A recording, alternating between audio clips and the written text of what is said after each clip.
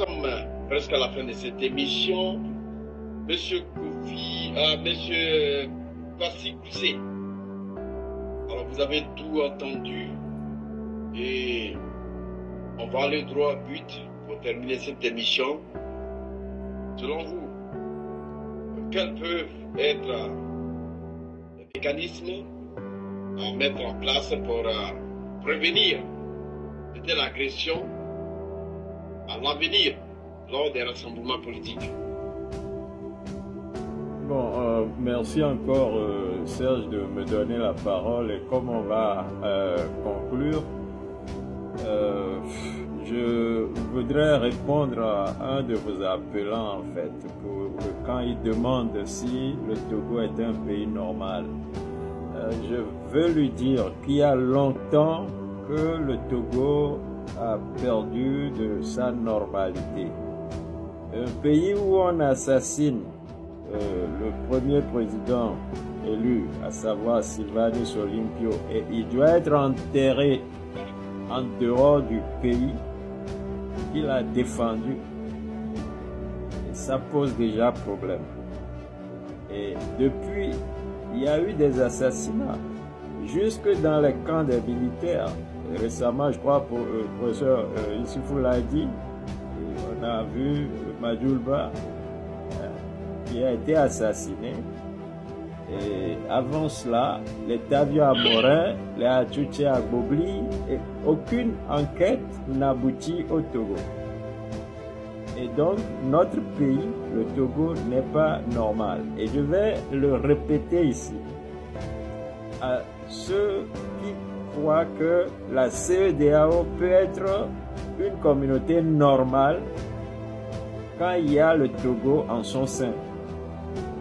Le Togo n'est pas normal et donc la CEDEAO ne pourra jamais fonctionner avec ce Togo que nous connaissons. Le système doit changer. Ce que je veux dire par là, c'est que je vais vous donner que quelques exemples.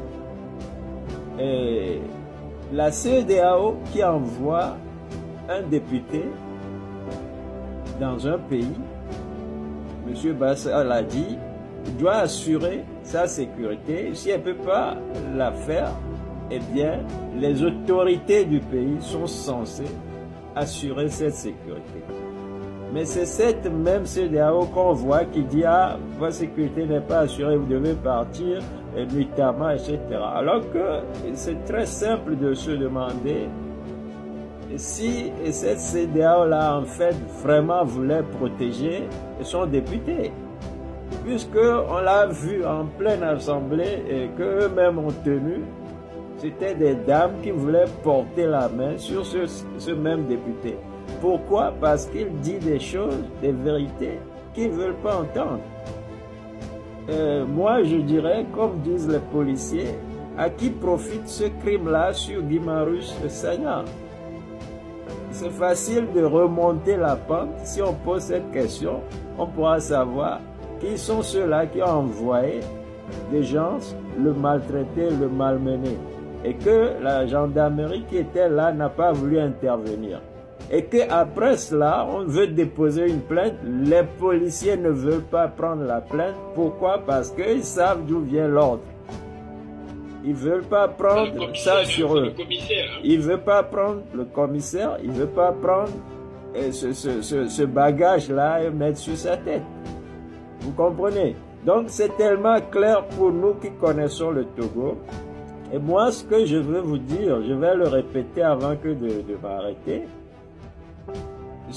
Vous allez voir que dans ces jours qui viennent, il y aura beaucoup de ces genres d'événements qui tiendront ou tendront à nous détourner de la réalité qui se passe sur le terrain togolais, à savoir que M. Faure Gnassingbé veut continuer son règne à perpétuité et il est dans les manigances. Il ne veut pas que les gens dénoncent son coup d'État et Guy Marius parlait un peu trop, il fallait qu'on taise sa voix. Moi, ce que j'aimerais nous dire aujourd'hui au peuple de la CEDEAO, à mes frères du Sénégal et d'ailleurs, Vous avez vu ce qui se passe au Togo. Notre CEDEAO n'est pas normale et donc elle n'est pas aussi la CEDEAO des peuples. Il va falloir maintenant que nous, peuples, on se prenne en charge.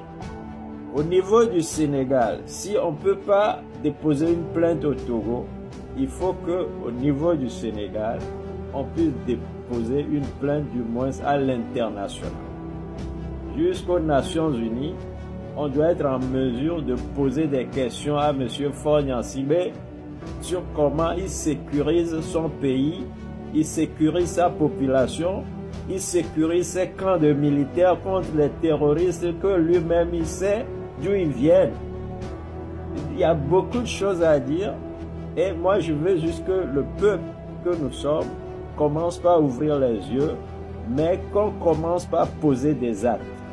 Si on ne peut pas régler les problèmes au Togo, qu'on le règle en dehors du Togo. Ce qui s'est passé était tellement grave. Si le peuple sénégalais n'avait pas bien compris ou ne connaissait pas bien désormais le Togo, eh bien, nos frères togolais qui vivent au Sénégal auraient pu être lynchés.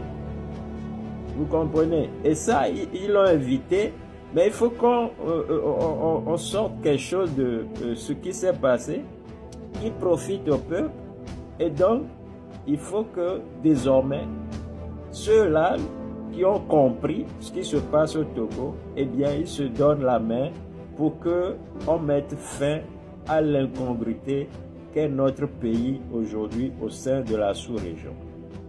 Monsieur Faure Gnassingbé doit tomber pour que la CEDEAO vive, pour que l'Afrique vive. C'est mon dernier mot. Merci, monsieur Koulissi.